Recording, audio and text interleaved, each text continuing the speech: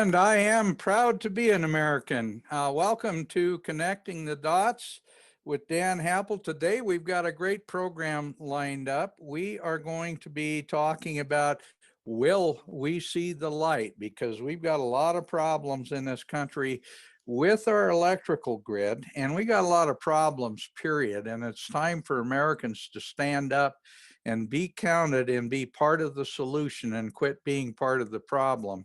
And my guests today are people who are always people that stand up and are part of the solution instead of the problem. And so I really look forward to this conversation. I'm going to introduce all my guests here, but Randall PINOCCI is Public Service Commissioner in District 1 in North Central and Eastern Montana. Randy's a personal friend. He's been a former legislator in Montana, and he's someone who understands the role and responsibility of the public service and the State Public Service Commission. And he also understands the role of being a real true blue patriot and citizen of the United States. And Randy's a good personal friend. Drew Zinnecker. Drew, great to see you on. Drew is a longtime political advisor to different political candidates. He's also been involved in energy issues in Montana, working with the Public Service Commission. I know that, Drew, you do a lot of the research and a lot of the background stuff that Randy uses when he's doing different ideas and different programs, and I want to welcome you to the program. Also, John Muse, and John and I spoke on the phone earlier today, had quite a conversation.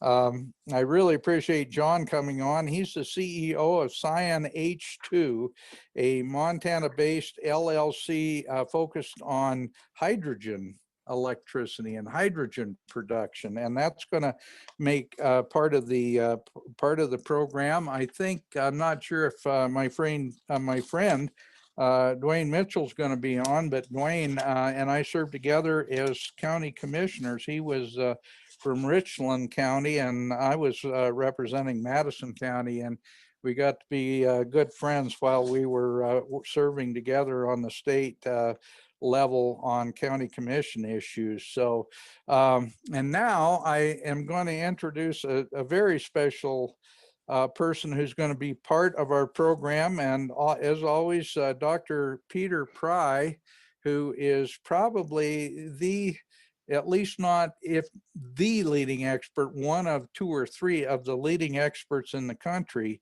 on electromagnetic pulse radiation and protecting our national electrical grid from all forms of EMP problems. And he's also someone who has served with the CIA. He's served as a worked with the U.S. House Armed Services Committee and done a number of different things that to try to protect our electrical grid from being taken down by enemies of the United States. So with all that said, Randy, I'm going to introduce you. I'm going to have you come in first because I want you to talk about the subject today, and that is that our electrical grid is in real serious problems, and that's been amplified over the last 2 weeks because of the problems in the Midwest, and now especially in Texas, and how that has impacted our entire national infrastructure on the electrical grid. So Randy, welcome to the program, and please start this discussion. Well, Dan, great to be here. Great to have all the guests today. Good to see everybody. You know, a few weeks ago, Dan, you and I did a radio show with Brad Cheetah. And when energy came up, I was explaining that our power grid is pretty low on power. And one of the ways I could explain that is most of our power stations, say 20 years ago, didn't run at capacity. And this is done on purpose because if we have a power station go down, another power station can simply just ramp up and make up for it. If we have a serious storm and everybody's power usage goes up, say to heat your home or for other reasons, we just simply ramped power up. A lot of our power stations weren't at capacity. Now, what's happened, folks, is due to EPA regulations and kind of the Democrat mindset that coal is dirty and fossil fuels are bad, we've been closing down coal plants. We've actually been removing hydroelectric dams. Now, the thought is that wind or solar is going to make up for that. That just doesn't work out well, because when the wind stops blowing, we then have to reach out for base load energy. Solar, it can work with the sun shining, but then when the sun goes down or clouds show up, we're back to reaching out for base load power that's on all the time. So really, we're at a shortage if the sun isn't shining or we don't have wind, across the country pretty steady. And then when we have a stressor, like we just did with this storm that really went from Canada clear to Texas, over to Kansas, we simply don't have enough power. And then when a couple power plants go down, we're going to see prices up to, well, the record amount, $9,000 a megawatt, which is unbelievable. Folks, I never thought we'd ever see that. Power usually sells, $30, $40, $50 a megawatt in Montana. And we certainly saw $9,000 a megawatt. Dan, just like we talked about 2 weeks ago, here we show that we're just insufficient on baseload energy across the nation. Mm-hmm. Well, and the other part of that, and you alluded to it, is the reliance under the Green New Deal and all these other Agenda 21 programs. They're talking about replacing our infrastructure with their so-called green energy. And in Texas, and we do, Thumper, we've got a short video that I'd love to have you put up. We'll play that short video from Jan, I'm not sure our last name, Psaki or something, that is Joe Biden's White House communications gal. Anyway, there's about a minute long video that we've got on that Randy, you sent to me, and it's perfect because what they talk about is how our electrical grid is going to be more and more dependent on solar and wind. And frankly, what she says is really alarming. So let's go ahead and play that short clip. Joining us today is Ann Neuberger, Deputy National Security Advisor for Cyber and Emerging Technology. I told her that's quite a title, well deserved. Ann was previously the National Security Agency's Director of Cybersecurity, where she led NSA's cybersecurity mission. Prior to that role, she led NSA's election security effort and served as Assistant Deputy Director of NSA's Operations Directorate, overseeing foreign intelligence and cybersecurity operations. She also previously served as NSA's first Chief Risk Officer, as Director of NSA's Commercial Solutions Center, as Director of Enduring Security Framework Cybersecurity Public-Private Partnership, as the Navy's Deputy Chief Management Officer, and as a White House Fellow. She is going to provide all of you an update on the administration's work related to solar winds. And she's willing to take a couple of questions. As usual, I will play the bad cop. Well, come on over, Ann, when you're ready. Good afternoon. It's great to be here with you today. So I'll give an update across our SolarWinds work. What happened? How did it happen? And what are we doing about it? So first, what happened? Hackers launched a broad and indiscriminate effort to compromise the network management software used by both government and the private sector. The intelligence community is looking at who is responsible. Until that study is complete, I'll use the language we previously used, which was to say an advanced persistent threat actor, likely of Russian origin, was responsible. As of today, 9 federal agencies and about 100 private sector companies were compromised. As you know, roughly 18,000 entities downloaded the malicious update, so the scale of potential access far exceeded the number of known compromises. Many of the private sector compromises are technology companies, including networks of companies whose products could be used to launch additional intrusions. So why does this matter? Why is this significant? More days of blackouts than... Okay, I just realized we needed to start that at the 42-minute mark, so my apologies. Here we go. Submit to federal regulation. Is the president willing to leave 30 million Texans off of the national grid? There's a lot packed into that question. I will do my best to answer it. Let me first say that building resilient and sustainable infrastructure that can withstand extreme weather and a changing climate will play an integral role in creating millions of good-paying union jobs, creating a clean energy economy, and meeting the president's goal of reaching a net zero emissions future by 2050, and also will be beneficial in future storms. I will say that there has been some inaccurate accusations out there. I'm not sure if former Secretary Perry made these, but that it was that suggested that renewables caused failures in Texas's power grid, and actually numerous reports have actually shown the contrary, that it was failures in coal and natural gas that contributed to the state's power shortages.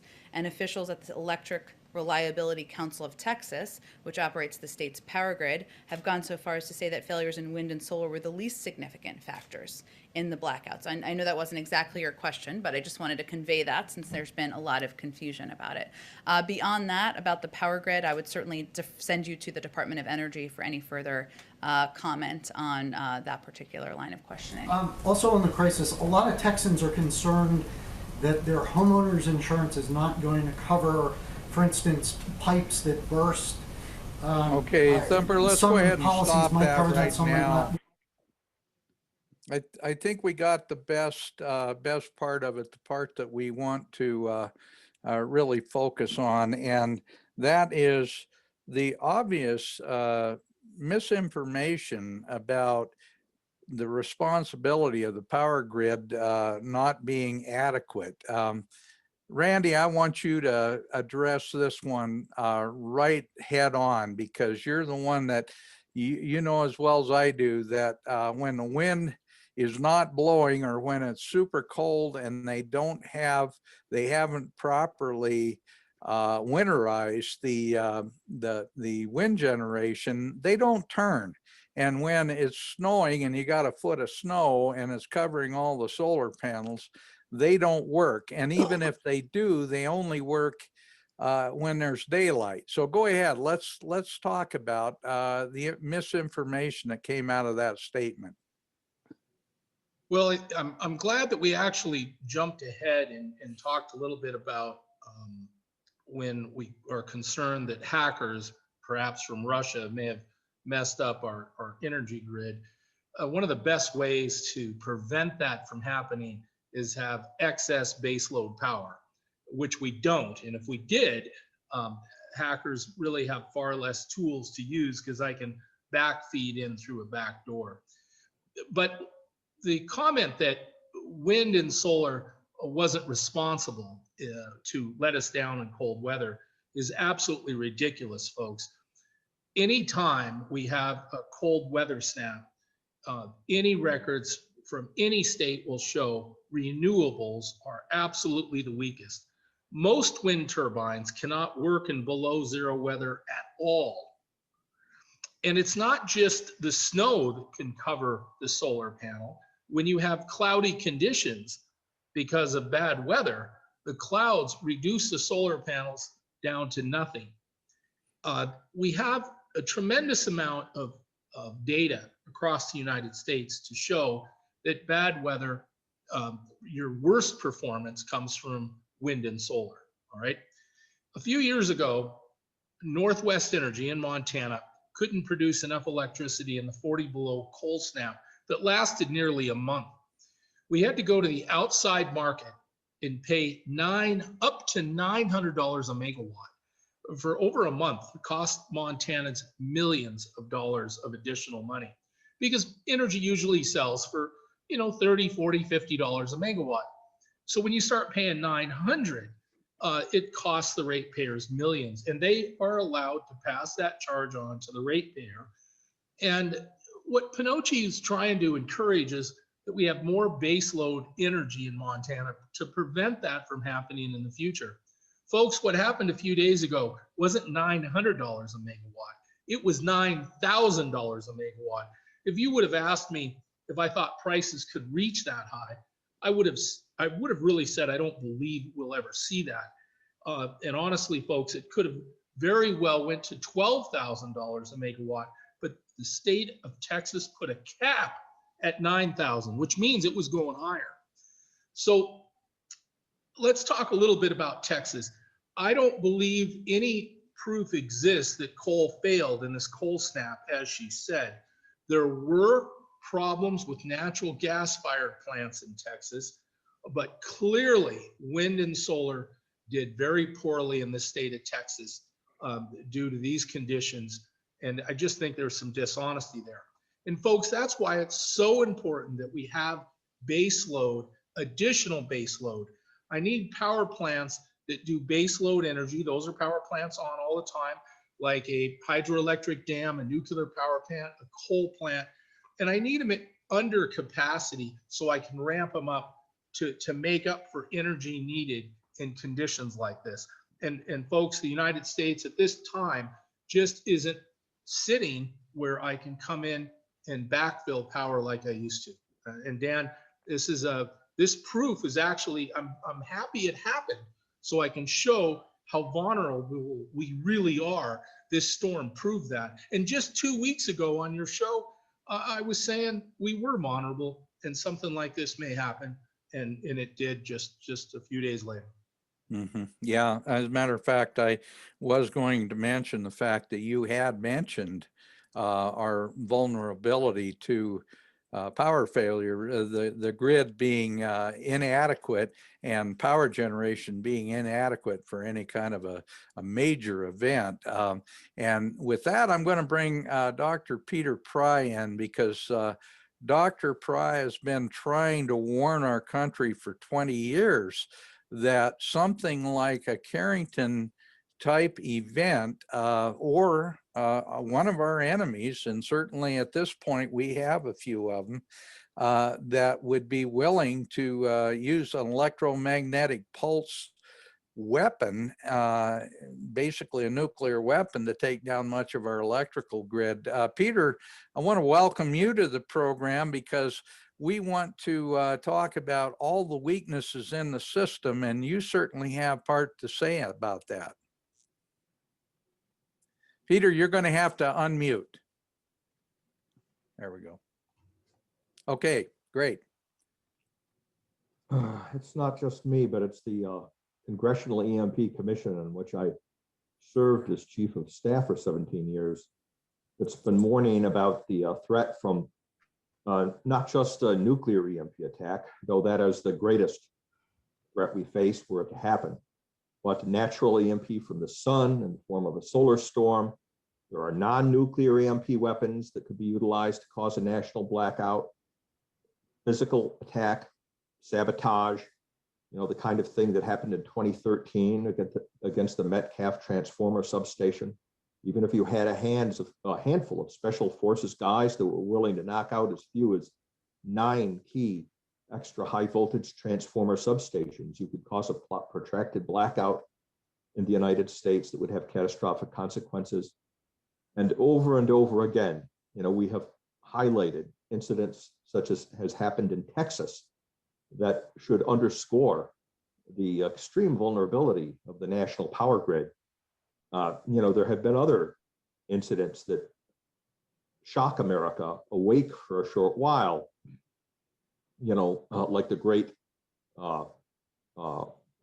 blackout of, what was it, 2003, in the early 2000s. There was a great Northeast blackout that was started off by a high power voltage line coming in contact with a tree branch in Ohio.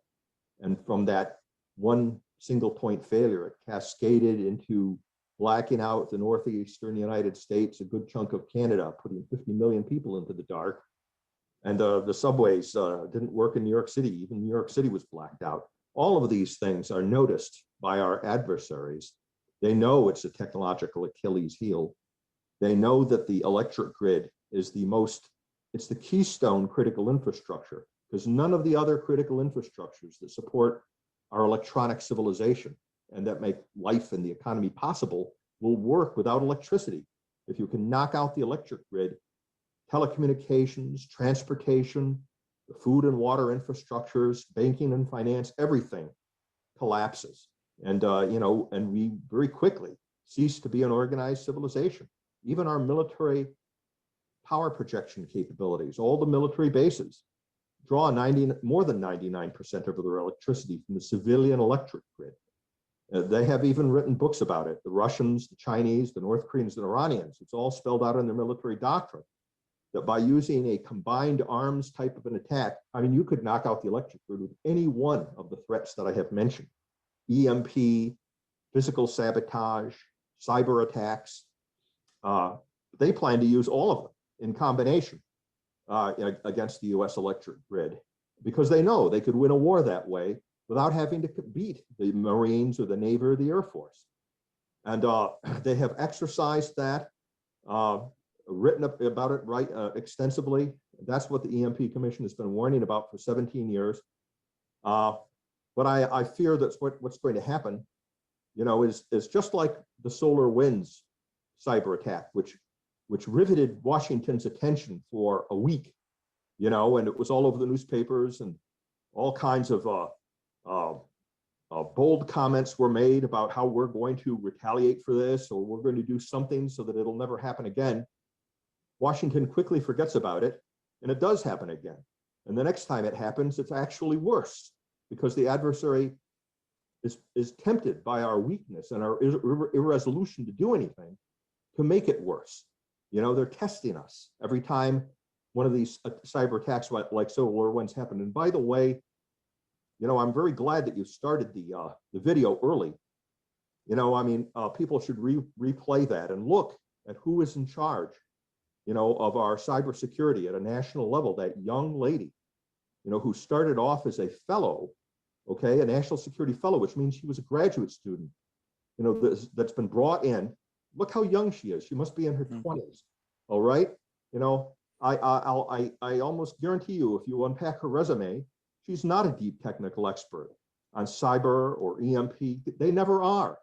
The guy who was in charge of the Critical Infrastructure Security Agency, that was supposed to protect our electric grids, the character who was also supposed to be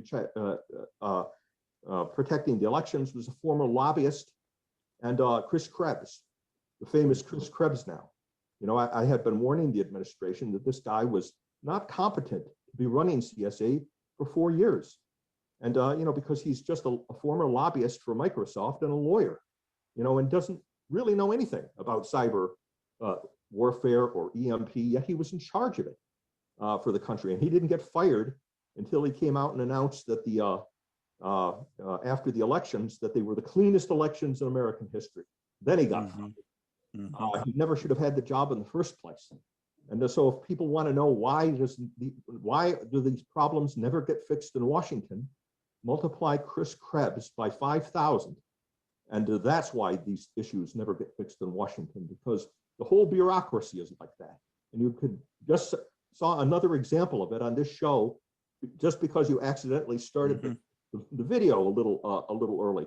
And I want to go back and reinforce what your previous guest had on about how the administration is lying, about what's happened in Texas. But they're really expert at lying. They're Bill Clinton class liars. Okay, because yes, it's true that you can point to some kind of failure as a result of the ice in all of the various parts of the electric grid infrastructure in Texas, and so that's the basis for the Green New Deal true believers trying to say, oh, it wasn't the failure of green energy. That's a lie, because everything failed. Well, that's a lie.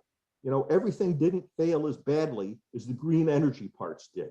The solar panels and the windmills failed more badly than anything else did. And it's also a lie when ERCOT, they quote ERCOT, which is not to be trusted. They're very political. They're in the pocket of the utilities, and they like to play ball with the administration, go along, and also try to convince people that they're really on top of these problems, right?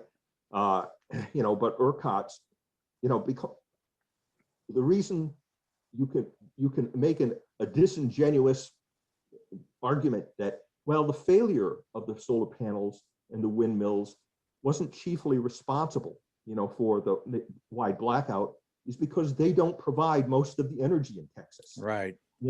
And so when you do the math, it's only by the fact that Texas hasn't become as dependent as the Green New Dealers would like them to be on these things, that they can claim that, well, we didn't lose most of the energy because of those energy sources. But it's fundamentally a lie, because if you're going to extrapolate Texas into the future that they envision for us, where we're chiefly dependent on things like solar and windmills, the consequences would have been even worse than they are now, because those are the parts of the Texas electric grid that failed the worst. Mm-hmm. Well, that's a great segue into a discussion with Commissioner PINOCCI. Randy, I want to talk about how they've decommissioned the coal. And incidentally, these are pretty clean coal-fired generators over in the coal strip area. And now they're doing the same thing with the Sydney generators. And I want you to talk a little bit about that, and maybe then you can introduce John, because I want to get John into the discussion. He is contemplating bringing hydrogen into the process, and I want to make sure that we bring him into the discussion as well. Randy, go ahead and take off with the coal strip plants and how they've shut down the coal industry in Montana. When I was running for office 2 or 3 years ago, I wanted to go visit the Sydney power plant.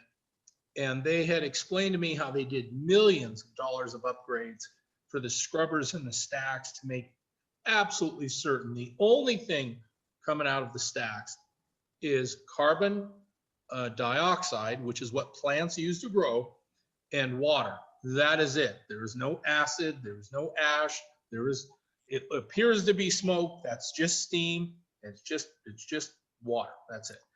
And I went up and got right next to the stacks, put my hand on it, and looked at my hand, and it was absolutely clean. I looked at the ground right at the base of the stack. There is no ash, there is no dust. It is absolutely spotless. It's clean. And people need to understand, in China, they don't do this.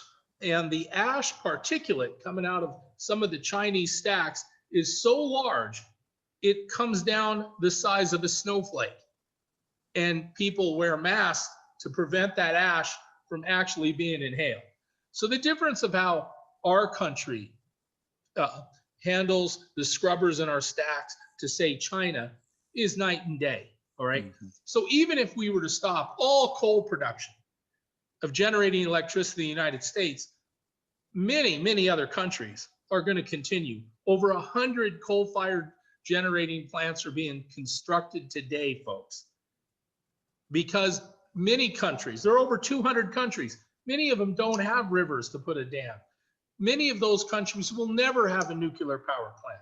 Coal is the viable source to generate good base load power that's on all the time. You cannot have base load power on all the time if it's wind and solar. It's impossible. What would happen is your refrigerator would be going on and off all day long. All your meat would thaw out. The pipes would freeze in your house because the wind and solar may not work for days because of cloud cover and no wind. Folks, we have to have base load, all right? So after I was finished with the tour, President Trump really wants to lighten up on the restrictions on coal, understanding that coal is very clean. The environmentalists are saying, look, the carbon dioxide is causing global warming, and that's going to cause the North and South Pole to melt. Florida is going to go underwater, and if we don't do anything, the world's coming to an end, I think they say in 10 years. Freedom of speech, I guess you can say that, but I got this feeling that we've been around for, millions of years. We had an ice age 400 feet of ice is supposed to be over the roof of my house. They tell me the North and South Pole have changed positions a few times. It's probably all going to happen again, folks. So climate change, I think, is pretty natural, and we're just going to have to deal with it as we go. But if we're going to close these coal fire plants, I don't have enough baseload energy to supply this country. My job as a public service commissioner are three things: safe, reliable, and affordable. I'm like RoboCop. And every time I look in my screen, anywhere I look, those three missions are in front of me every day, 24 hours a day, 7 days a week, as long as I'm your commissioner. And I'm telling you, we are in trouble with all three of those directives right now. Mhm. Okay. I sure want to get into what John has got planned. So we can certainly go there, and then I want to follow up with that. Now, we could put a carbon capture unit on these coal plants, which wouldn't even allow the carbon to get in the atmosphere. Now, if we were to do that, the coal would be as clean as wind or solar. And what do we do with carbon, folks? Every time you open a can of Coca-Cola and it fizzes, that's carbon. Well, another thing we can do with it is pump it down an oil well, and the carbon helps percolate the crude oil in these oil wells that are dormant, and they produce more oil. In Sydney, Montana, from the derrick of the coal fire plant, I can see several oil wells, which go under hundreds of homeowners in Sydney, Montana.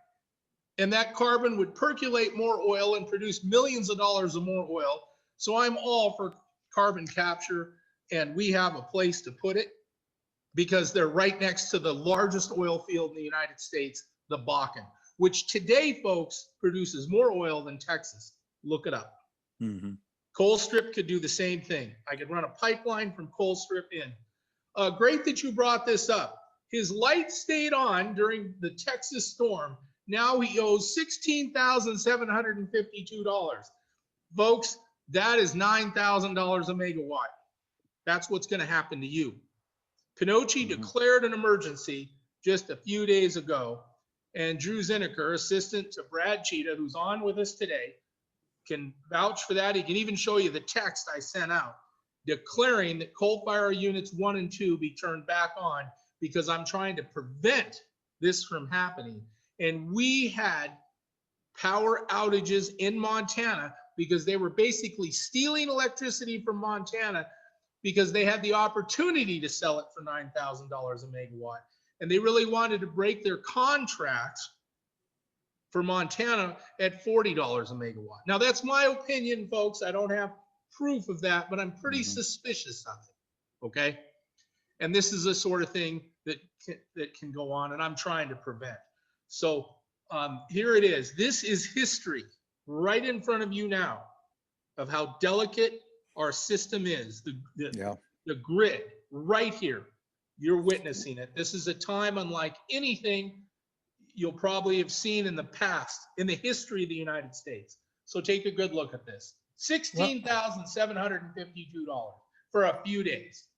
Yeah, Randy, one of the things that, that's so critical that we need to be understanding is that now with Biden in the White House, he's shutting down the XL pipeline. He's re-demonizing coal and other things that are reliable sources of energy. I don't know if most people realize this, but under the Green New Deal, if we fully accept UN Agenda 21 2030, they plan to shut down and tear down something like 6,000 dams in this country, most of them providing some hydroelectric power.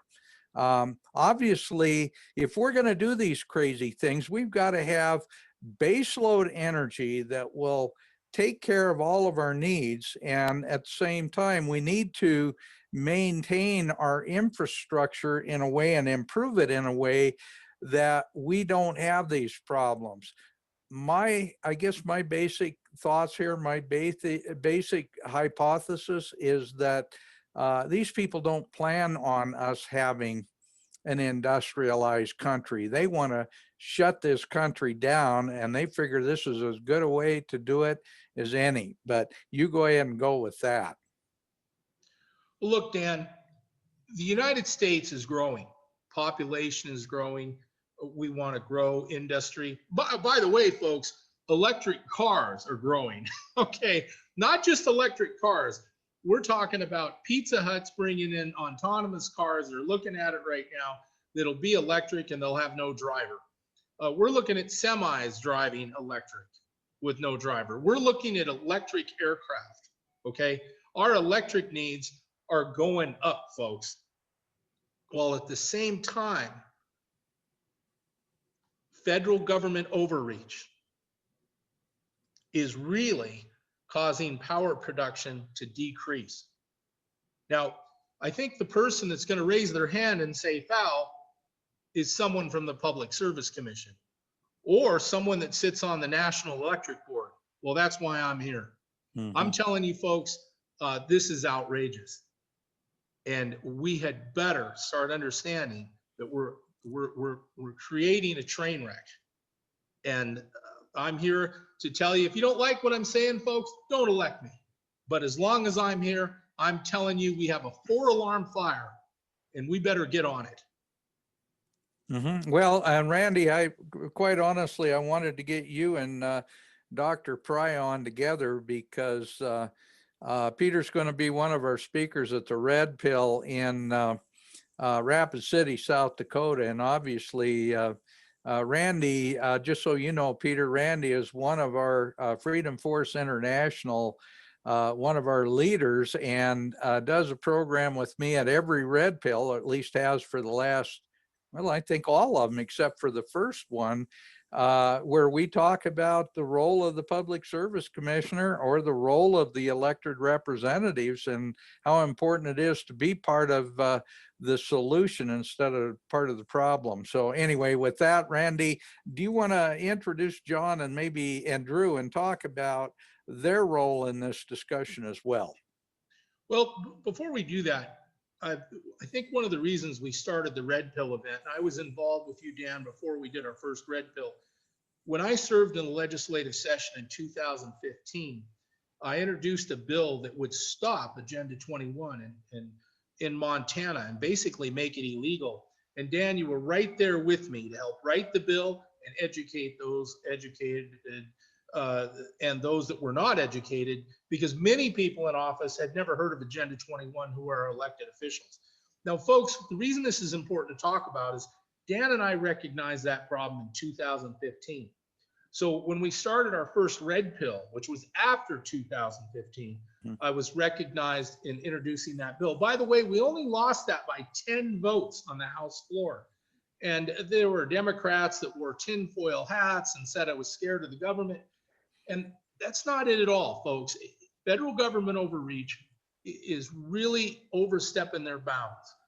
So I think that's a good place to give a little history on Dan Happel and I. And but I'd sure like to talk to John at this point and see what he has to say, what his plans are, what we can do with clean energy like hydrogen. And I think he's got a great plan. And I want to follow up after he's done. John, you're going to need to unmute yourself. Yeah. There we go. Good. So just to kind of talk about what we're envisaging for Eastern Montana, but it really can be applied anywhere in the country or in any country. And in fact, in our estimation, the United States is really behind when we're talking about hydrogen production. And one of the great things about hydrogen production is it has support from all sorts of people, both from the right of the political spectrum to the left. And the right likes it because you can produce hydrogen from traditional feedstocks like coal and natural gas. The left tends to like it, and you can actually get this type of legislation through because it can be zero emissions. When you combust hydrogen, it just results in water vapor. And on the front end, even if you're using coal or even if you're using natural gas, as Randy alluded, you can capture these CO2 emissions and do all sorts of things with them, including transforming them into products that can be sold in different markets. So there's a huge opportunity here in terms of power generation, in terms of driving transport, in terms of agriculture, and like we were talking, Dan, in terms of transferring power to individual ratepayers as opposed to massive utilities. There's a lot of potential in being more self-sufficient through hydrogen, whether you're talking about micro fuel cell grids or any of those types of things. One of the big feedstocks of fuel cells is hydrogen. And the way that works is the hydrogen comes into a fuel cell, and there's electron flow, and the protons basically cross a membrane, combine with air, and what you have is electric power, and then water vapor on the back end. So it's a really great solution.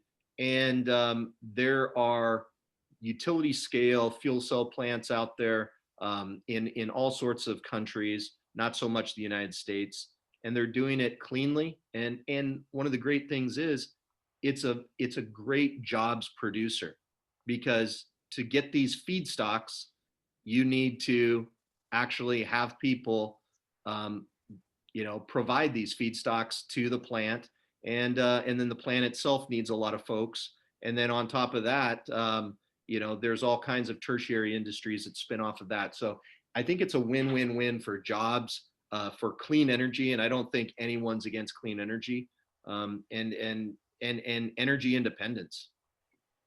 Well, you talked with me about when you were in the service. You were engineer with nuclear submarines, and you were talking about how they actually dumped the hydrogen as a waste product because they didn't realize what they were doing. Talk a little bit about how the nuclear reactors, how you ended up actually creating hydrogen. And it always reminds me of how propane, they used to burn off all the propane off of the refineries around the country until they realized they had a product that was really something that was valuable. Yeah, that's a great point, Dan. And it's just like the oil industry. Initially, they were looking for salt, right? And they thought this oil was just a big pain in the butt. So no, you're right. Things change. So the way oxygen generator works on a submarine is through electrolysis. That power is provided by the nuclear reactor. Water comes in from the sea. It's high salinity.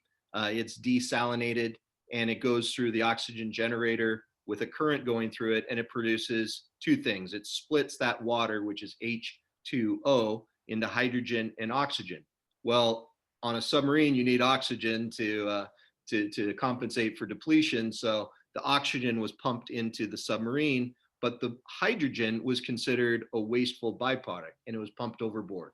But right now, you've got the Department of Defense with a specialized hydrogen study group that is looking at integrating hydrogen in all sorts of different ways for the Army, for the Navy, for the Air Force, in terms of space. So yeah, I mean, everything has its time and place, and it looks like there's a lot of momentum behind hydrogen. Well, I'm kind of embarrassed a little, and you and I talked about that earlier today, but the fact that the United States is so far behind the curve on understanding and utilizing hydrogen. There are so many things that free markets are ideal for creating the kind of innovation that you're talking about, in ways that you can utilize things like coal in a way that produces products that are completely useful and very few waste products out of that. And that's the kind of technology we need to be talking about. We need to get away from this insane, let's just be green and forget everything else, because it doesn't do anything positive for our country. Yeah. Well, I mean, when I reached out to Commissioner PINOCCI, because we were looking at Sydney as one of several sites to build a multi-million-dollar hydrogen plant, I was extremely pleased to hear that he had thought a lot about hydrogen already. So it was sort of it was a real good match. And we've been discussing all sorts of combinations and permutations for hydrogen. It can produce power. It can produce hydrogen for fuel cells. It can produce hydrogen derivative products for agriculture. And it can also, through transformation, be a huge exportable product. And we're talking about, so right now, the two big aircraft manufacturers in the world are Boeing and Airbus. Those are the two giants that supply most of the aircraft. Well, Airbus, which is based in the European Union, is moving full bore on a fully hydrogen powered passenger aircraft. The same type of energy is not happening here in the United States. In Asia, you have Japan, which had, until the Olympics were canceled, planned to roll out its nationwide hydrogen economy. And it receives hydrogen from all sorts of different ways, both from renewables, but also from traditional feedstocks like natural gas and coal. And it's doing it in a very low emissions type of manner. So we've got a lot to learn from both the European Union and some Asian countries. And we've got a guy on our team who has commissioned 40 plants that produce hydrogen internationally, but there just doesn't seem to be much appetite for it so far in the United States. Well, I'm glad you brought all that up. Randy, I want to take a chance now to have you introduce Drew and some of the projects that you've been working on with Drew, and that way we don't leave him completely out. I love to see you here for the program, Drew, and I've visited with you quite a few times, and I really enjoy the fact that you provide an awful lot of research for the Public Service Commission. Randy, please introduce Drew. Well, I want you to know that Drew has worked in the past for the Public Service Commission as a communications director, but he really worked above and beyond the call of duty. He had set up meetings to visit the Sydney Sugars plant, which worked on coal to process the sugar. We would visit the Westmoreland coal mine in Savage, Montana, which provides the coal for the Sydney power plant and Sydney Sugars. And, we look at economic impact of what will happen if we shut down the, coal-fired facility. The coal plant will have to shut down because MDU is asking it to. Then the Westmoreland coal mine in Savage will shut down, which will no longer be able to supply coal for Sydney Sugars. Millions of dollars of sugar beet production is produced and has been for over 50 years in eastern Montana. And the entire industry could disappear because the Savage coal mine is closing.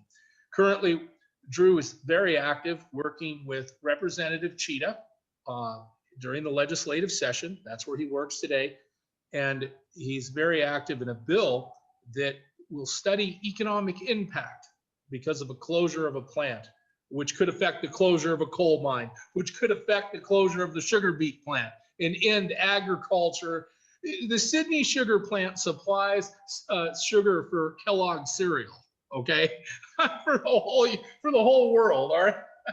So that is how serious shutting down one plant and the domino effect, which is going to cost Montana millions of dollars, right? Mm-hmm. By the way, that bill was killed. Oh, really? Last Friday in committee. And so I'm encouraging everyone to get with Derek Skees, who chairs that committee, and we got to bring that back to life. Also, for the EMP people out there, PINOCCI had brought up concerns like it's not a matter of if we're going to have another EMP event. Folks, it's a matter of when. If we have an EMP event like we had in 1859, the Carrollton event, I can pretty much promise you the entire grid is going to be so crippled that you're not going to have 1 million people without power. You're going to have over 50 million people in the United States without power. And if Probably that's more. Yeah. below zero cold snap, we're going to be having $1 billion of damage in plumbing with broken pipes alone. And we're going to have loss of life. Mhm. And Drew can tell you that he actually had to pull me aside because I also oversee, okay, telecommunications. So I'm telling him, look, if we don't get the proper shielding for an EMP event, no one's going to be able to call 911.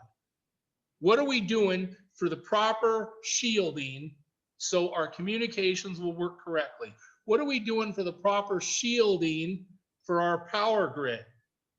And Drew actually had to pull me aside and they said, you know, Randy, some of these people from the electric cooperative or the telecommunications cooperative or the power company, they kind of think you're a little quirky keeping this idea alive of EMP.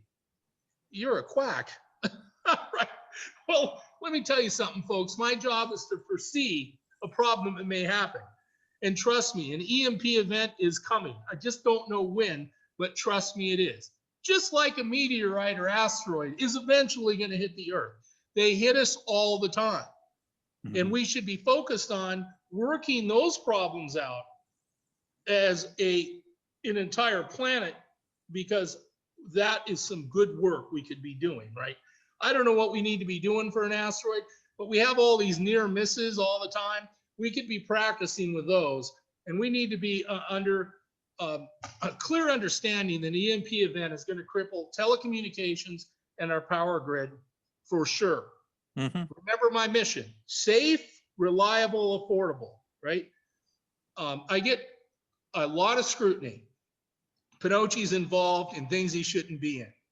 Folks, we're not paying attention to the things I should be involved with. Right. So Drew is able to tell you some of the struggles I've had, and I sure want him to kind of cover all this ground. Thank you.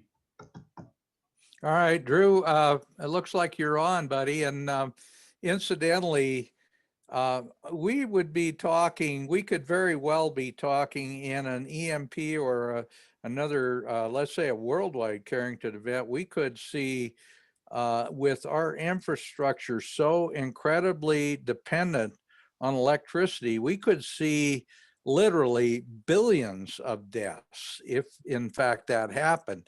In the United States, we could certainly see 100 million deaths. We could see even maybe more, because William Forstchen has written a number of books, and I've read them all, talking about what would happen with the dependency we have in this country on electricity. And it's pretty phenomenal, because if they shut down all electricity nationwide, I mean, our country would crumble. So anyway, with that, Drew, come on board, friend, and talk a little bit about some of the projects you've been working with. Sure. Well, thanks so much for having me. I really appreciate it. It's been great to talk to you before. It's great to be on the show for the first time, and want to thank you for all you've done for Montana, and obviously continue to do in this new capacity with your show. I do want to touch on what you just said and go back to what Peter Price said when he talked about an attack that could take down our grid. I know that there's a lot of people I've talked to in the private sector who their corporate intelligence sources have been saying for years that their biggest concern is that on Thanksgiving, which is the day when apparently there's the least amount of food on the shelves in the United States, a terrorist attack, whether it be within our country or outside, is going to take down our power grid. And that could very well be the end of things, because, you know, those of us in places like rural Montana tend to be a little more prepared for a disaster than those in the big cities. And they're the first ones that'll take to desperate measures.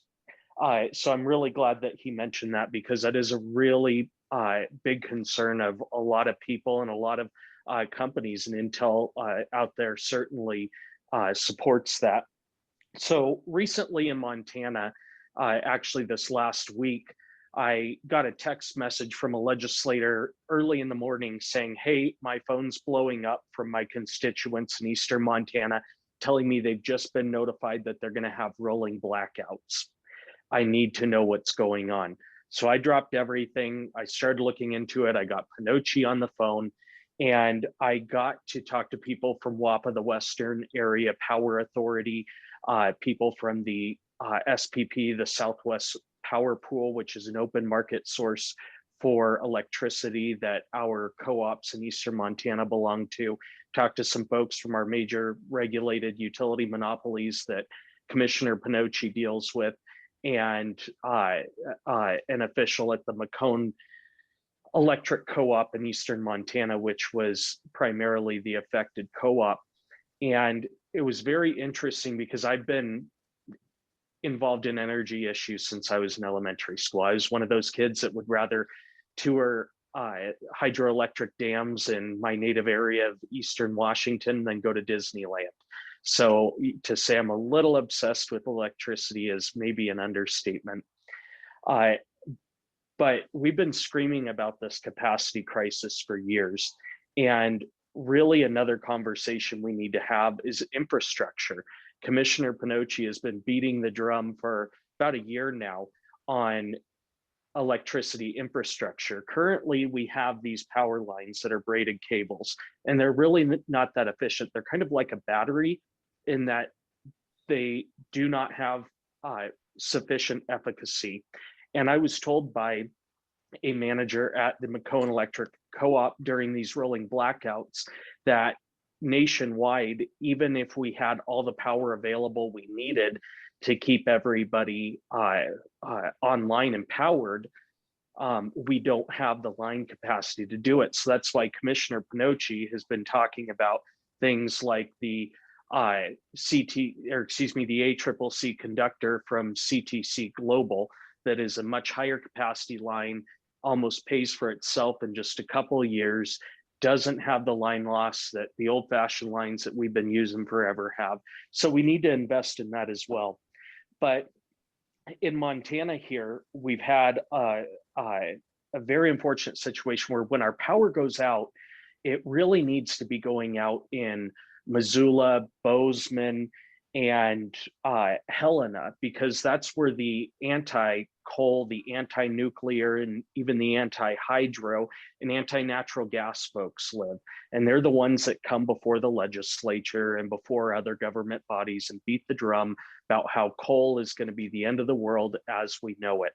Well, these people really have no idea what they're talking about, because they seem to think that our plant in Colstrip, Montana can quote unquote be easily converted to natural gas. Well, these folks from Sierra Club are on the record saying that they oppose natural gas as well, and they want to go to all renewables, which is very, very romantic. But a lot of our utility providers like Northwestern Energy and Bonneville Power Administration have great, almost real-time maps of where their power is coming from. And you can see how baseload energy like nuclear, hydro, and coal are the only truly reliable sources of power. The intermittent sources, wind and solar, are, as one person put it one time, really just hobby projects.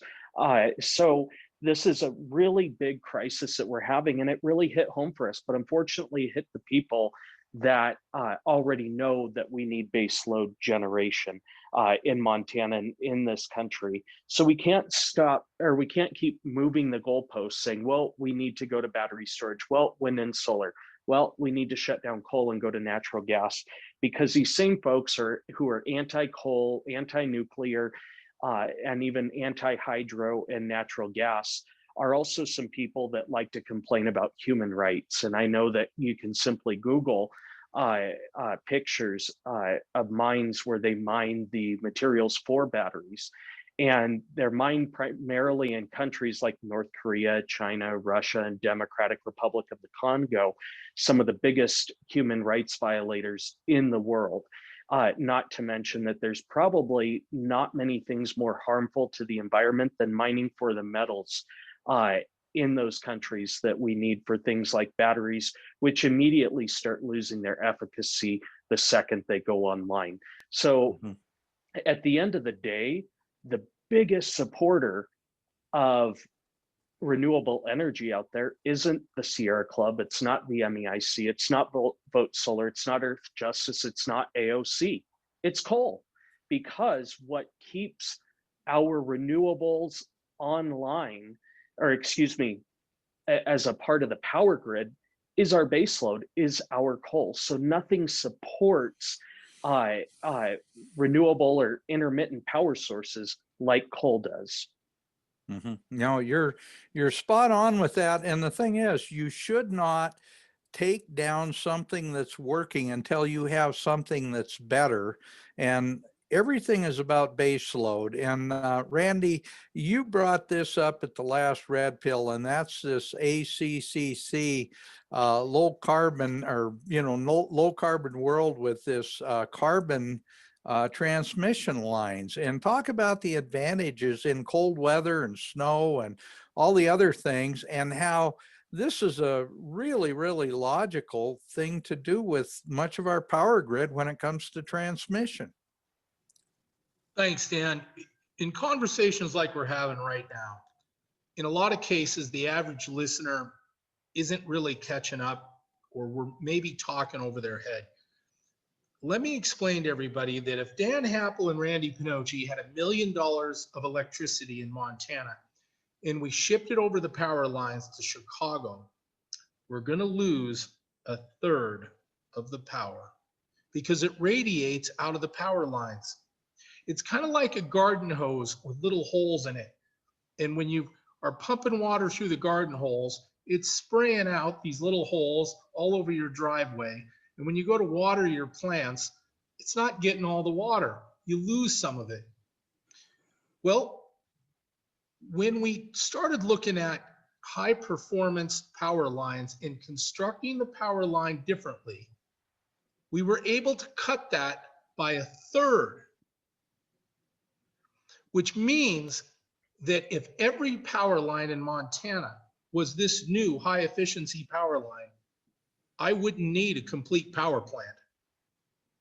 Folks, when you're buying electricity, you're actually paying for water leaking out the garden hose all along the line. It's just the way it is. And most people have no idea that happens. This new high efficiency power line cuts that by 1/3. Now, I have a message for Texas. You're going to be replacing millions and millions of dollars of power line. I hope you're not using this one. You'd better be using this one. We should never use this old braided line ever again.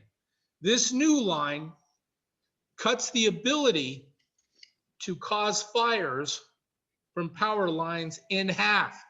And if you think that doesn't matter, talk about the $1 billion of fire damage in California just a couple of years ago. This new power line will prevent EMP damage by double over the old line.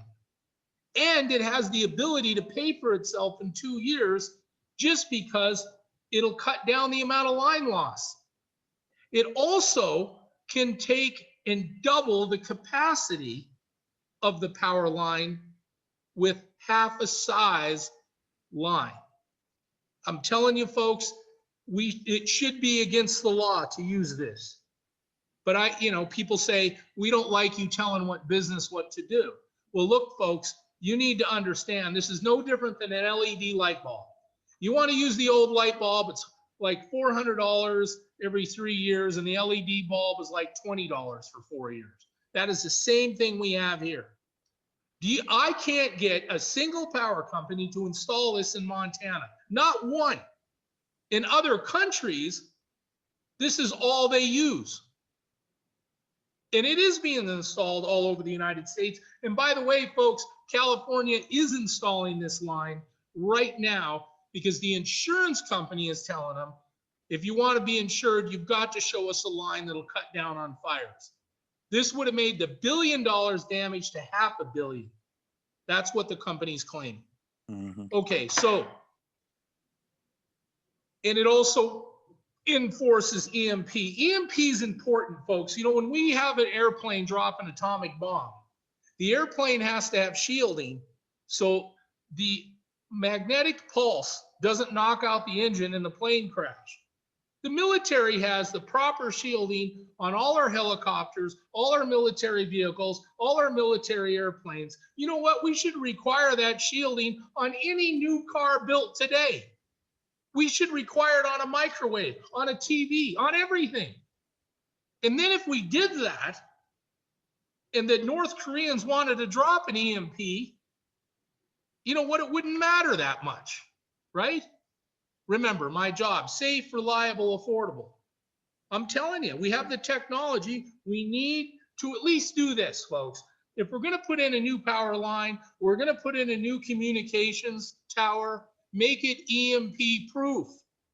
I'm not saying we replace everything now, but I should say this: if we're going to replace anything, it had better be with a high performance line, and we better be EMP proofing any new installation. Okay? Yeah, and Randy mentioned the fact that this new transmission line, also how well it does in cold weather and the snow. It will handle double the snow loads of your regular braided transmission line. Isn't that correct? Yeah, let's talk about that. You see the braiding here, folks?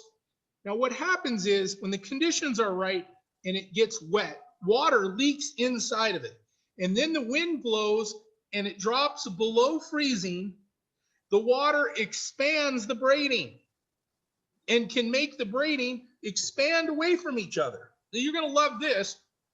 When the dirt blows, it gets inside the braiding, and then the power line becomes less efficient. The new power line won't let any water get in it. Okay? So these are some reasons why when it freezes and expands, your line starts to stretch. The inside core, if you can see it, is steel. The outside is aluminum. So the steel stretches and the line sags. When the wind blows, the lines go back and forth, and when they touch, sparks hit the ground and ignite a fire. The new power line can't expand, and it won't sag near as badly, preventing the fires, and the life of the line lasts longer. Look, folks, wind and solar in Montana adds up to so many megawatts. If I could change every power line to this, I would save more energy than every wind and solar panel in the state. And this works 24 hours a day, 7 days a week. This line is more important than any wind turbine being installed or solar panel. If you really want to save the environment, folks, if I could change every power line in the United States to this line, you could shut down every coal plant and I would have more power than I have now. What do you environmentalists think about that? And if as a single environmentalist said anything about this? No, nothing. I'm the only one pitching it. In Montana, anyway. Randy, don't give him any ideas. I have to tell you, one of the reasons you're such a good friend is you think outside of the box on so many different issues. Frankly, you're an asset to Montana like hardly anyone I know. I want to get Dr. Pry back in. You've been, Peter, you've been listening to this discussion. I kind of want your input back into this, because you're seeing some of the problems that we're talking about, and it all makes sense, doesn't it? Well, of course. Well, first, I think that Randy is an asset not just to Montana, but to the nation, because the solutions he's talking about have national implications and should be implemented nationwide. I also want to explain to the audience, because we're sort of assuming that everybody understands what the EMP threat is, the nuclear EMP threat in particular, because a lot of people will say, oh, well, if there's a nuclear war, what does it matter if the electric grid is hardened? that's irrelevant since the cities are all going to be destroyed and are going to be smoking holes anyway. That fundamentally misunderstands, what the nuclear EMP threat is about. In fact, it's not really a nuclear threat like Hiroshima or Nagasaki. It doesn't involve detonating a nuclear weapon in the atmosphere, but up in outer space. If you were standing on the ground directly beneath the explosion, you wouldn't even hear it. And no blast, no shock effects, no thermal effects, no radioactive fallout would happen. The only thing that would reach the Earth would be EMP. There's 2 North Korean satellites over the United States as we speak. That the EMP Commission is concerned could be armed for nuclear EMP attack. And they could detonate one of those things if they are armed, if they are nuclear armed for EMP.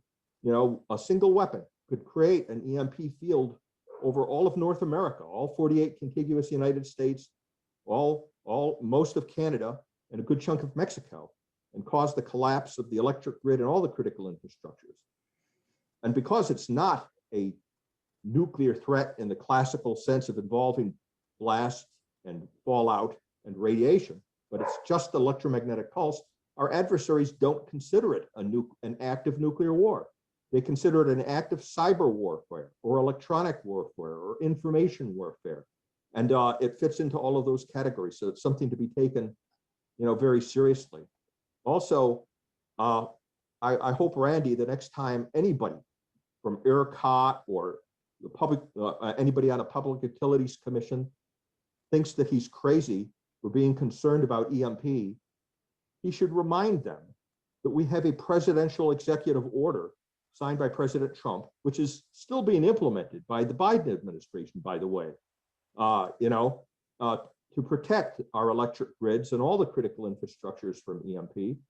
And it's the only executive order in history that was codified into law by the Congress in the FY 2020 National Defense Authorization Act. It's the only time that happened. In effect, what we did is the President of the United States said to the US government, you shall protect the electric grid and all the critical infrastructures from EMP, and Congress on a bipartisan basis, bipartisan, mind you, by unanimous consent, the House and Senate both passed that provision in the National Defense Authorization Act and said, we agree with the president, and you guys are going to also report to us. Now, it's also so next time, they challenge your sanity over being concerned about EMP, point out to them that the Congress and the president and the White House are as also concerned about this and have directed the US government to take action. Moreover, the Congressional EMP Commission, most people don't seem to realize, the views of the EMP Commission on this threat is not just another opinion. In our constitutional republic, the role that's played by commissions, presidential commissions and presidential congressional commissions, is to provide the best scientific, strategic, and technological advice. We had the free world's foremost experts on this subject matter work the problem for 17 years to come up with the conclusions and the warning that you're hearing about tonight, and anybody can read the unclassified EMP Commission reports. Next time somebody tells you you're crazy, direct them to www.firstempcommission.org, www.firstempcommission.org. All the unclassified EMP Commission reports are available to anybody on the internet. So you can see that this is an existential threat, unlike climate change. It's amazing to me that we have to sit here defending the credibility of EMP and everybody accepts as if it's a settled science, as if there's a real scientific consensus on climate change. Do you know there has never been a presidential commission or a congressional commission to establish that climate change is real? And I think there's a reason for that, because the advocates of climate change on the Hill and in the White House know that if they had such a commission, and if it was a fair commission, that had the real climate scientists, that they would conclude that this isn't a threat. Climate change is political. It's science fiction. All my life, when I was growing up, I remember on the cover up front page of Popular Science, radical left-wing activists disguised as scientists, subjective scientists, were predicting a new ice age. Under the Nixon administration, all the faculty of the geology department at Brown University wrote to Nixon warning that there would be a new ice age by the year 1990. I mean, and these people have been predicting the end of the world as long as I've been alive, from the climate perspective. But it's not because they care or really believe. There are fanatics and people who genuinely have a very poor understanding of science that think that the world is going to end in 10 years, from global warming.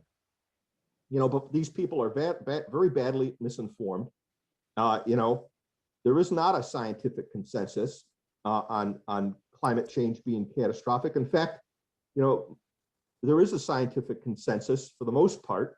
I can't think of a single reputable climate scientist who thinks that in 10 years, there's going to be any kind of climate catastrophe, of the scale that justifies converting to green socialism, which is the direction that this country is going.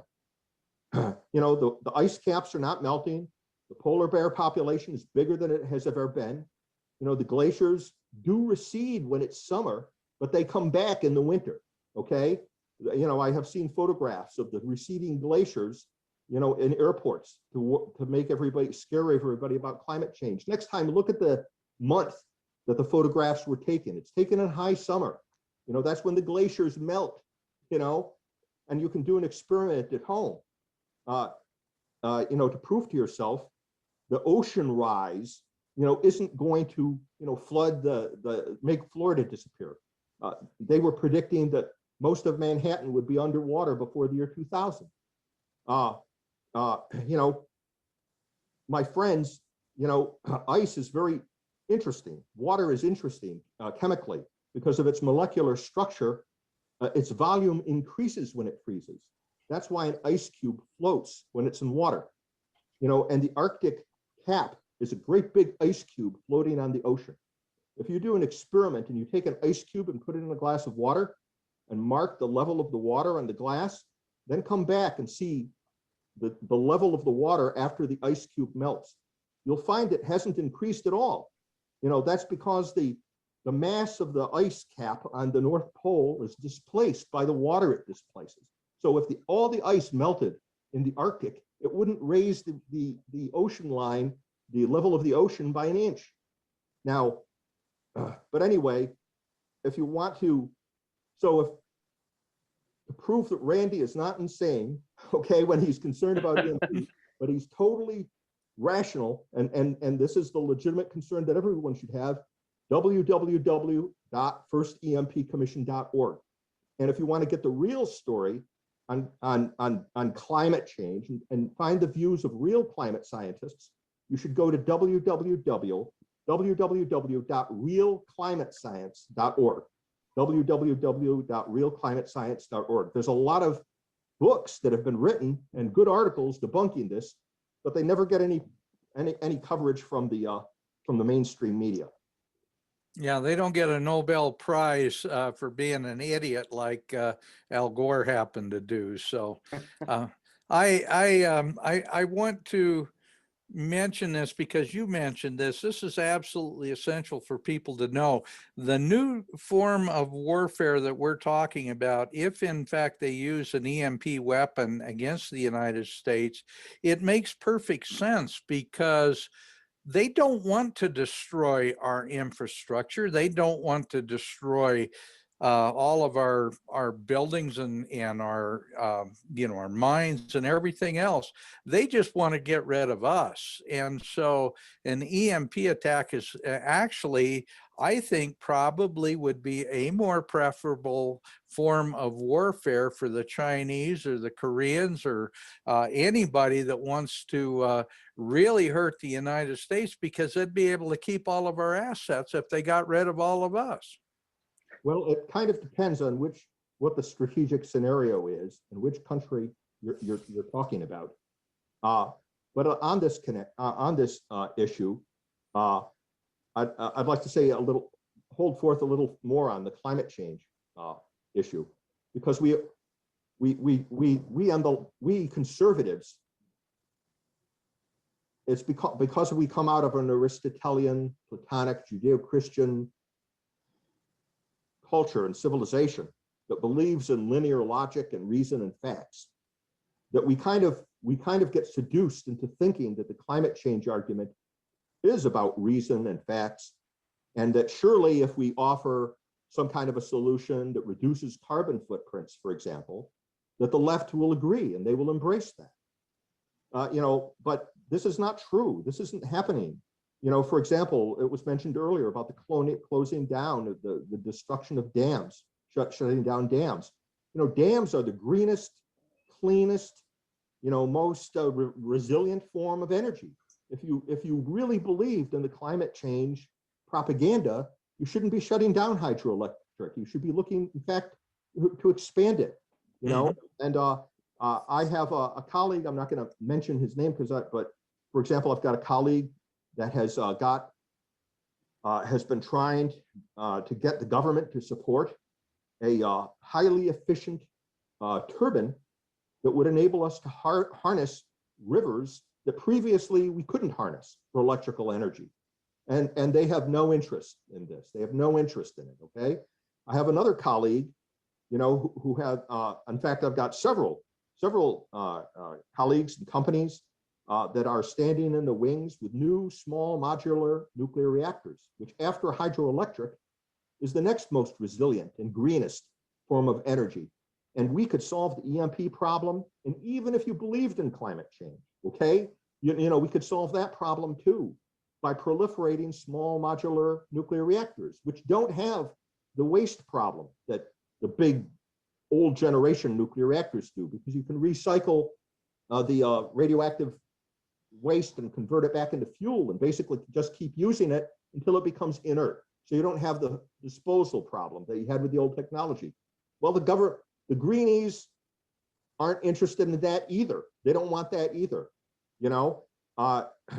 It's only got to be, they're only in certain politically correct forms of green energy, like solar panels or wind, which are the least efficient, least resilient, and are not technologically advanced to be able to support our nation, our electronic civilization at the level of population that we have, and at the consumption levels, material consumption levels, and it makes people like me suspicious, that maybe the left has been captured.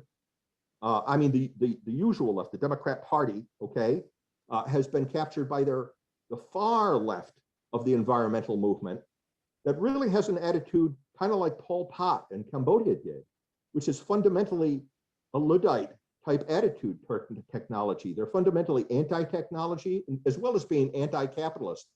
They're they see our whole civilization that is based on materialism and consumption as being corrupt and evil.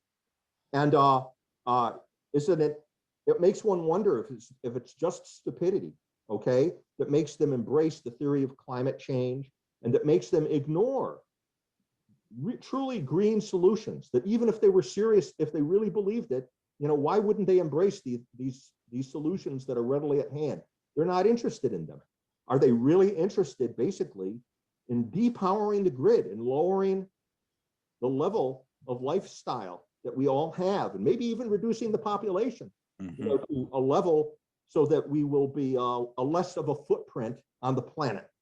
There are people in these extremist environmental groups, who are really anti-human. They see humanity itself as a threat to Mother Nature and don't like, growing populations and the number of people. The Earth is already overburdened and overpopulated in the views of a lot of these people. But so these are factors that we need to consider because it seems pretty obvious to me that even when we have technological solutions at hand, the logic and the obvious virtue of those solutions, the obvious inherent technological virtue of those solutions has not been enough to make them being embraced. There are other factors, ideological factors at work here that are not being said openly on the mainstream. Maybe those people that support these things, they're not deep intellects anyway. They just parrot what they're told to say. But I think there's another agenda, going on here, that's not going to enable us to reach a compromise with the radical environmentalists who appear to be currently in control of our national energy policy. Well, it's funny, but people like AOC, a bartender from New York, or Greta Thunberg, the 16-year-old kid, end up being the kind of I guess you'd call it the poster children of the green movement. They put the dumbest and the least capable of really understanding things out as the voice of the green movement. I agree with you, Peter. I think that the power elite in the background, the anti-humanists, are the ones that are really pushing this whole program because they want to get rid of a huge portion of the world's population. And what better way to do it than deindustrialize and then knock out our electrical grid at a time when we're very, very dependent on it. I think this is a very distinct possibility. Part of cancel culture, part of the whole cancel. If you look at revolutionary movements, real deep revolutionary movements, the kind of thing that happened during the Bolshevik Revolution in Russia, Nazi Germany, Communist China, all of them, not only have they destroyed their history, that they consider it necessary to destroy the history, but they actually destroyed the country. They went through a phase of violent revolution where the fundamental institutions, including the nuclear family, were so torn down that they could then write upon that the blank slate that was left over, new history, new values to be taught through families under the threat of terror, even converting the children in your family, so brainwashing them in the school system that they would turn their parents in, for execution, for having the wrong views. There was actually in the Stalinist period a statue to children that did that, to their own parents. And so, as irrational as it may seem, I think that we do have, in terms of what has happened to this country, I think the Democrat Party, in conjunction with the deep state and the left-wing mainstream media, does constitute a totalitarian movement, and by the description of itself, the attitude it's taking toward that part of the population that doesn't support them, deciding to redefine people who were Trump supporters, for example, or just conservatives, or even libertarians as potential violent domestic extremists, put on a par with ISIS or Al Qaeda. These signals and what has happened to the kinds of things they're doing to the public school system, the kinds of things they're doing to the culture in terms of our statues, renaming military bases and all of this stuff. I mean, it sounds just like the Cultural Revolution in China. It sounds just like the totalitarian revolutions that happened in the past that I've described. And I hope we're not heading there, but given the history of totalitarian movements, if they are allowed to proceed unopposed, I wouldn't be surprised if this irresponsible attitude toward our energy grid isn't merely a product of stupidity and incompetence. There may be more sinister reasons that we're going down this road. But anyway, that's my view, and I won't ask anybody else to make themselves a target of the Department of Homeland Security by saying about that.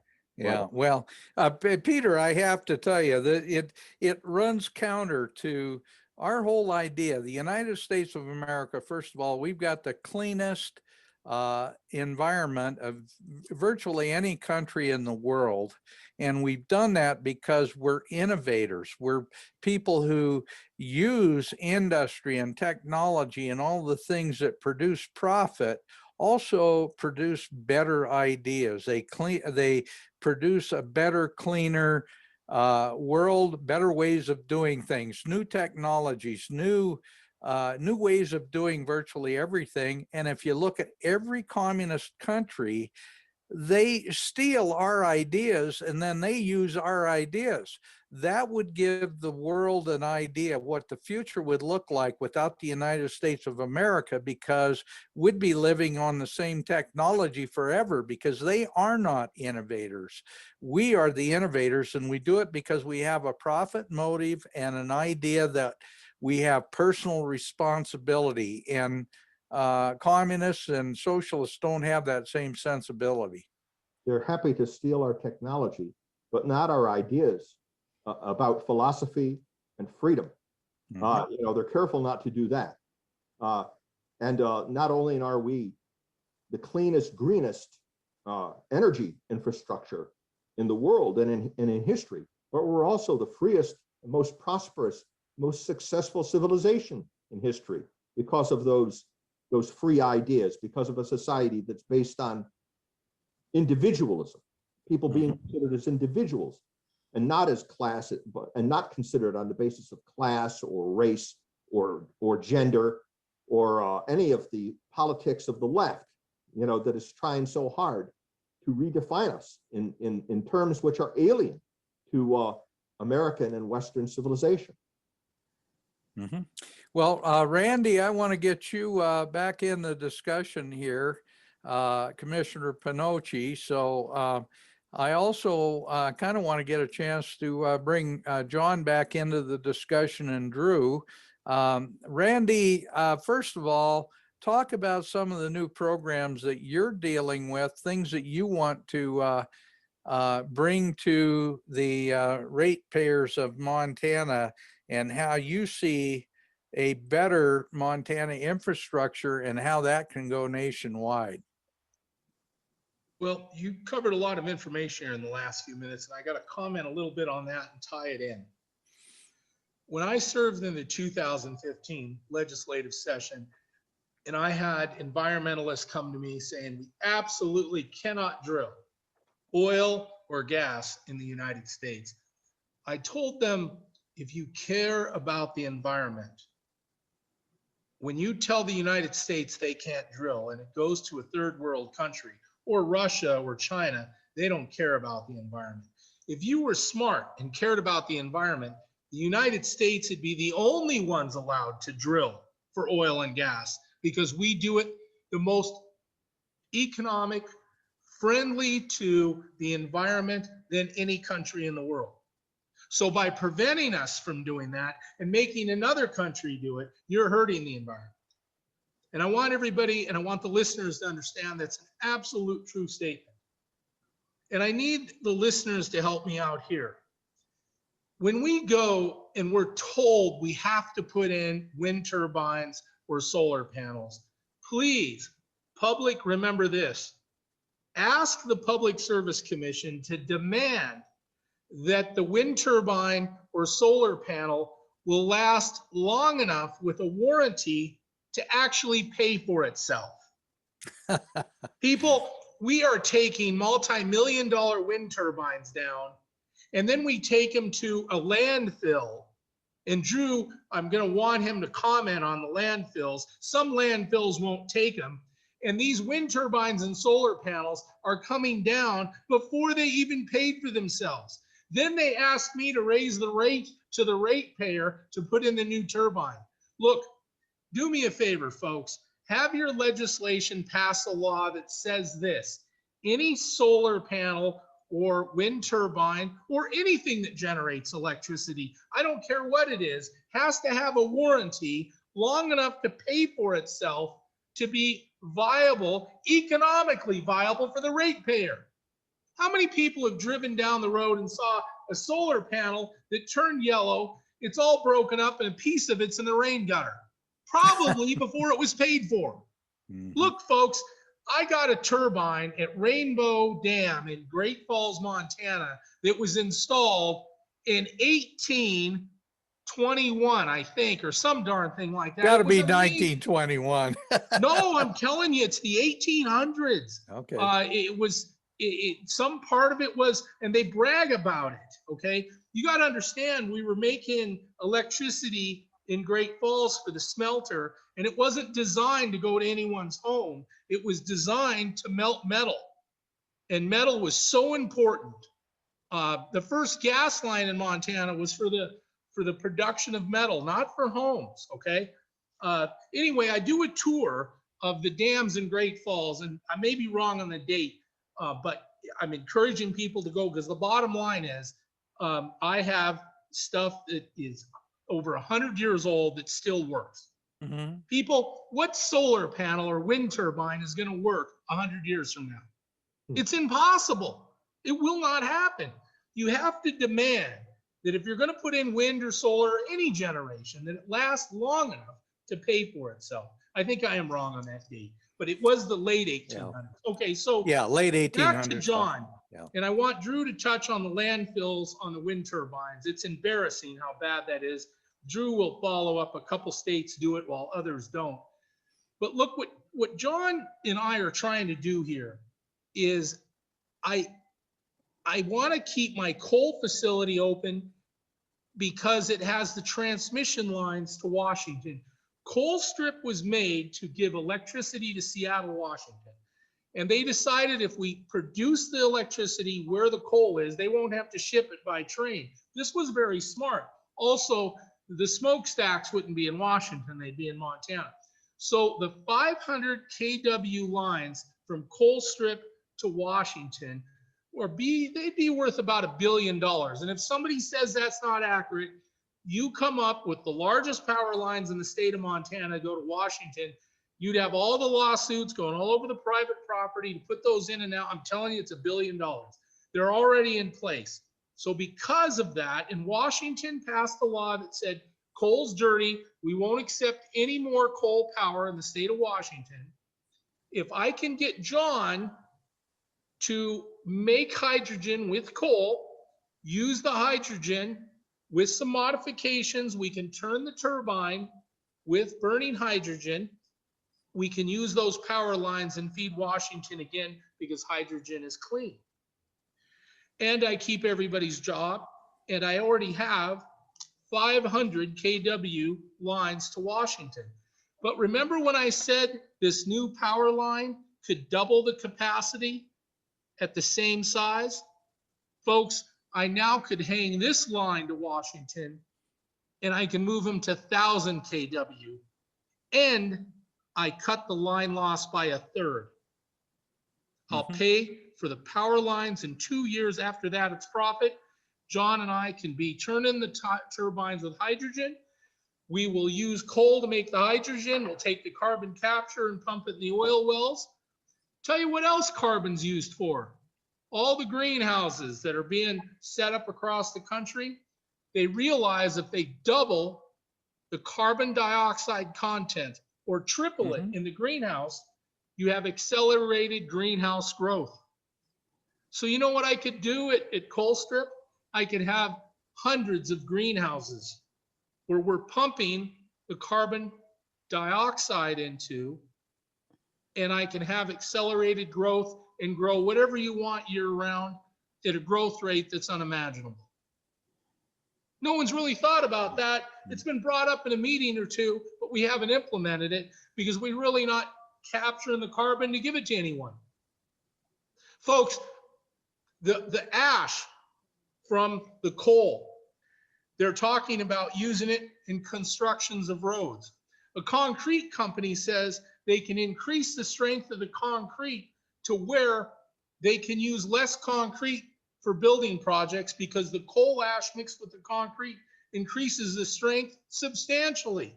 I got concrete companies saying we can load that on a train and ship it to concrete companies, and they can mix it with the concrete mixes. Yeah. We're just We've been scratching using the surface of things we can do. We've been using fly ash in the construction industry and concrete for 50 years. Then why weren't we selling it from Coal Strip or Sydney? And they're always talking about what can we do? There are many things we can do with that, folks. And I'm telling you, I'm fully endorsing John's idea because I'm faced with an administration that is going to want to close down coal. So I have to get inventive. And I want to talk to everyone about batteries. So I'm at the Public Service Commission, we're having a hearing, and this company comes in and says, PINOCCI, we're going to install batteries at the wind turbines. And when we have too much energy, when the wind is blowing, folks, across the whole country, we have too much electricity. And guess what? We can't use it. We can't store it. So it's just wasted. A lot of times we just give it away at that time. And we call that we're long on power. And we can't do anything with it. I'll tell you what I'm excited about John's company. When I've got wind turbines going across the whole state and I'm long on energy, I can't give it to anybody. I could be making hydrogen. We charge the huge amounts of electricity and water. The bubbles come to the surface. Some of them are oxygen, some of them are hydrogen. The hydrogen bubbles burn like gas. We put those in storage tanks. And then when I'm short on power, because I don't have any wind, I can then take that hydrogen and turn a turbine like a jet engine on a 747. And that's what a gas turbine is that uses natural gas. By the way, I'm against all natural gas use to generate electricity because the market's always up and down. And when the market's high, I got to raise your electric price. Then I got to turn around and raise the price to heat your home for natural gas. So really, I don't like using natural gas to generate electricity. I'd rather use coal because coal's been at the same price for about 50 years. Now, when we're long on energy, I want John to make all of the hydrogen he can, and I want the tank to be something like you see at the refinery. Then, when we're short on energy, John's going to turn a valve on, and we're going to have the hydrogen go into this jet turbine engine that produces about 30,000 horsepower. By the way, folks, I can make it any size you want. And that could turn coal strip turbines or the turbine at Sydney and will generate electricity when people need it or the price is we can sell it for something. And then we're hoping before we run out of hydrogen, the wind will start again. Okay. Now that's the game plan. All right. I can keep coal production going. I can use my power lines. I use the same units and it's assisted by hydrogen. I'm hoping that Biden will say, you know what, that'll work. All right. So these are some ideas I'm trying to develop, but people don't understand that what their answer, the environmentalists say, okay, PINOCCI, you're short on power. I get it. Put in more wind turbines, put in more solar panels. That is not what I need. I need power that's on all the time. I can take some wind and I can take some solar, and okay. But if you think we can be all wind or solar, that's crazy. What if I have a cold snap where it's 25 or 30 below? And get this, folks, they're now telling me they want to put a heat pack on a wind turbine so its ability to start up in below zero weather, it can do it. But watch this. We got to put these heating coils in there and plug it in like your car in the winter so it'll start. I'm going to have to need a tremendous amount of electricity to keep these turbines warm when they're not turning, waiting for the wind to turn on, and we're going to be using electricity. We could wind up using more electricity to keep the darn thing warm so it'll work when it's 20 below than it even makes if it doesn't break down and I got to haul it away before it's paid for. We hate your passion, Randy. We hate your passion. John, I want to get John's input into this because, you know, he's talking about technology that you're very one more point. I got to tell you. Go ahead, buddy. So they come in, Randy, we're going to have batteries. We're going to do batteries and we're going to store the electricity when we're long. We're going to put in another battery and another battery. And then when the wind turbine stops and it's nighttime, we're going to turn the batteries on. And I say, great. So how much electricity, how much supply will I have to supply the grid when the wind stops turning and the sun starts shining? They looked at me right in the eyes and said, 6.5 hours. 6.5 hours? And you want what, $30 million for 6.5 hours of storage? Look, Folks, the technology isn't there for batteries. And I don't know what's going to happen if a bolt of lightning hits that battery. You're going to have a mushroom-shaped cloud you can see 10 miles away. A cell phone battery will take out your windshield. Now, John will tell you if a bolt of lightning hits our tank of hydrogen and it blows up, it's just water, folks. I don't have any contamination, right? And I don't have any dangerous chemicals in the air. The bottom line is, if we're looking at long-term storage, hydrogen will outperform batteries, okay? If I needed batteries to last several days, you would be able to see a small town at 30,000 feet, and it wouldn't be a small town, folks. That would be 1,000 batteries the size of a house, and that might last a few days. Battery technology is not where we're at. John, and hydrogen storage is, and I can turn it on and turn a 30,000 horsepower turbine or a 20,000 horse turbine, and hydrogen will outperform battery storage. So when I'm long, I got to make hydrogen. That's what I wanted to say. Okay, well, John, I want you to step into this discussion, and I should have brought a friend of mine from the Denver area who is a physicist that works on nuclear power. We should have brought that into the discussion too. But anyway, John, take it from here. Let's hear what you've got to say. Yeah. So you just gotta love that passion, right? So there are different perspectives on this, and there are different folks that like hydrogen. So for instance, you don't have to not believe in climate change. You can believe in climate change. But our real pitch is that we should focus on emissions rather than feedstock. And if you can produce power or you can produce fuel in a way that is low emissions, it shouldn't matter whether it's generated from wind, solar, coal, natural gas, oil, what have you. That's the idea, is to sort of disassociate emissions from particular feedstocks, and in that way, because I mean, let's be honest, like when Hillary Clinton said a number of years ago, we're going to put a bunch of coal workers out of business in an environment where jobs are really hard to come by, like what the hell? But what if coal was actually an answer to combating climate change?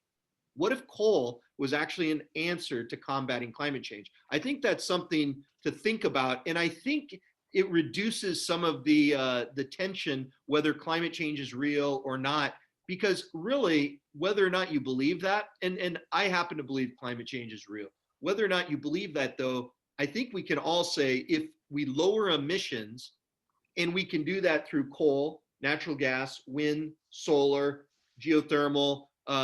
Dr. Pry made a great point. Hydroelectric is important. It's low emissions. It's very green. That's something. Small modular reactors. In fact, I was a supervisor for small modular reactors, water pressurized reactors in the United States Navy. So they have a place too. But this is something where we need to focus on lowering emissions rather than vilifying one particular feedstock. And just to kind of build on what Commissioner PINOCCI is saying, there are good ways to apply wind and there are bad ways to apply wind. If you're going and you've got a bunch of turbines without cold weather packages and you don't have any storage to capture the intermittency, that energy that they're producing, that's not a good solution. We need to make our renewables less intermittent and more baseline. And we need to also make sure that our base load power generation assets are made less intermittent. And that requires upkeep and investment and things like that, because we don't want to get to a point where our natural gas plants aren't working, our coal plants are working, meters in our nuclear power plants aren't working. So we need to make sure that we're tending to that. We need to make sure that everything is becoming more baseload, whether it's renewables or traditional energy. And I think it's really a win-win. But yeah, so those are just kind of some ideas. Well, it all has to make sense. Whatever we do should make sense economically. It should be reliable. It should be affordable. All those things should be working together. Drew, I want to get you in for a few comments because you've been very patient standing online here. So let's hear your comments on this because it all makes sense. If we do it the right way, we will be very, very energy capable. Absolutely, that's right, Dan. And the interesting thing, and this kind of goes to what Dr. Pry was saying, with folks looking at the bigger picture of reducing the number of people on the planet, there's actually something to that.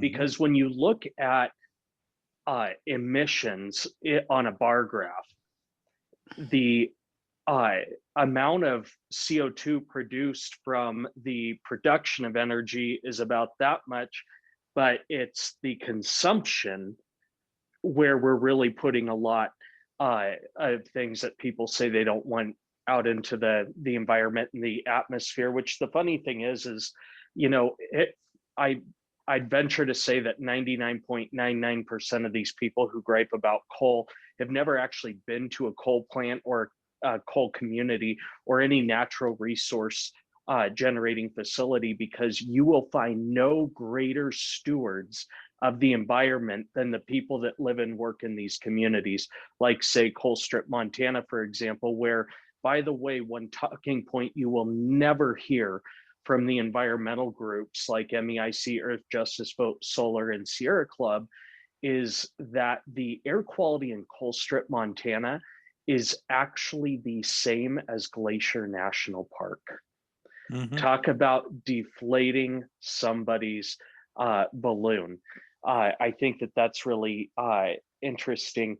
And in some cases, like Randy talked about, these intermittent power sources paying for themselves, it's almost like we use this term when we're doing the state budget. I'm sure you dealt with this as a county commissioner. You go broke saving money.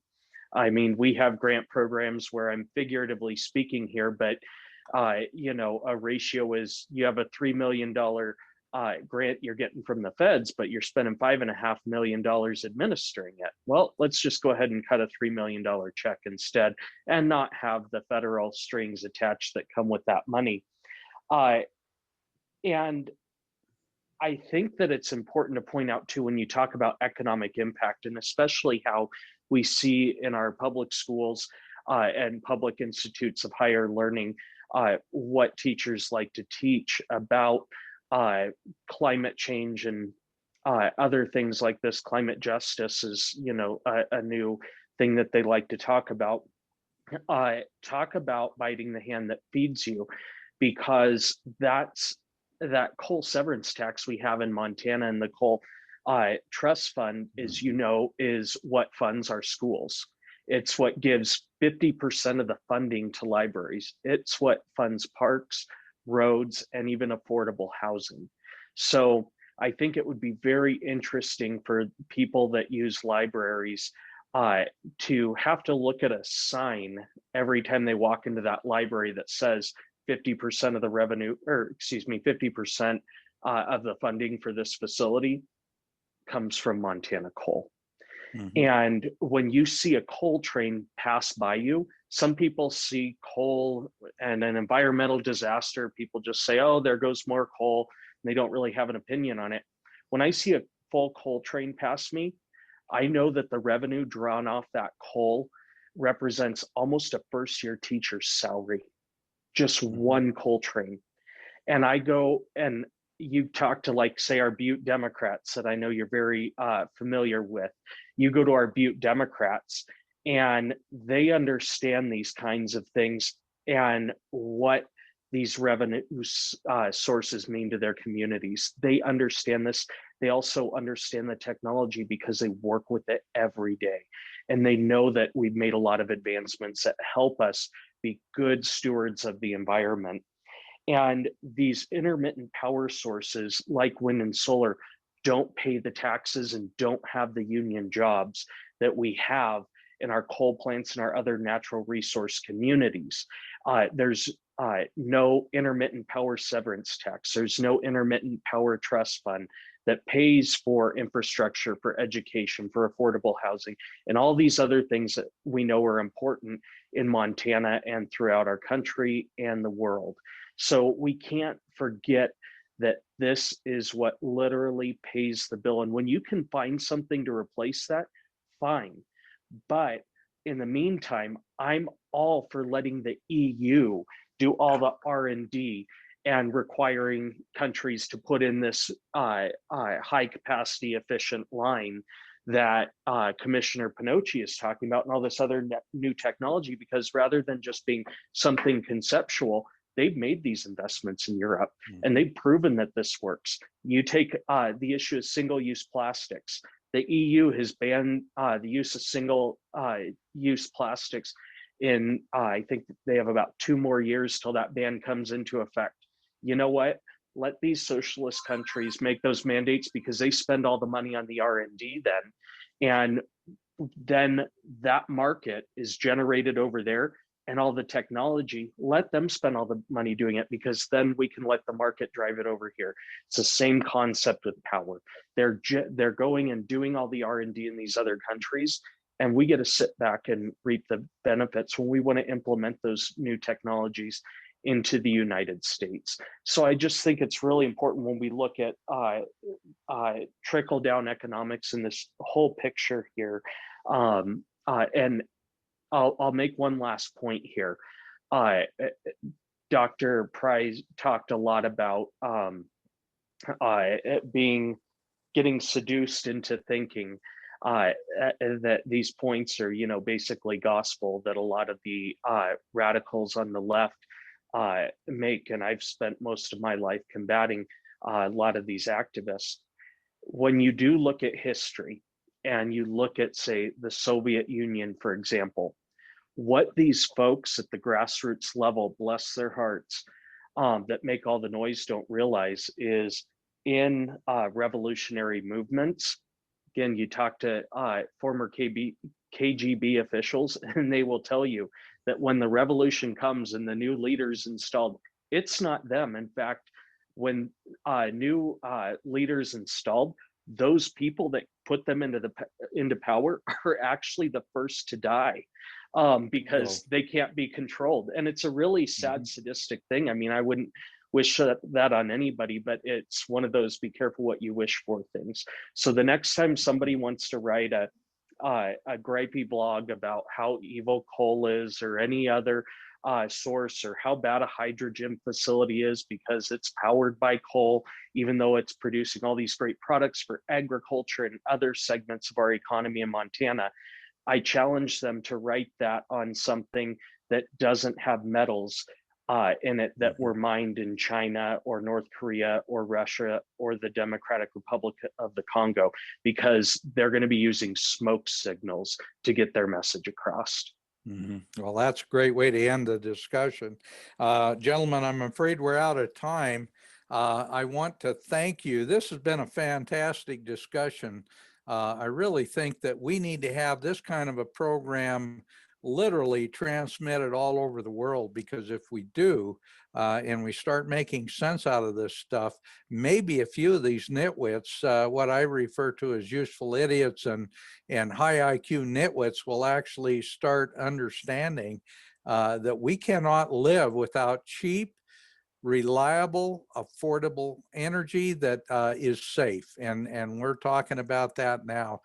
Gentlemen, thank you. I appreciate you joining us. And I see that Patrick is ready to go. Patrick Howley, welcome. And thank you for giving me an extra minute or two, Patrick. Thank you. Great show, Dan. That was very interesting. And hopefully we will be able to save the coal industry in America and the entire energy sector, because that's really the lifeblood of the American economy, I think, and it has been for decades. And we don't know what Biden's going to do. He could do anything, because, of course, he's not mentally there. He has lost his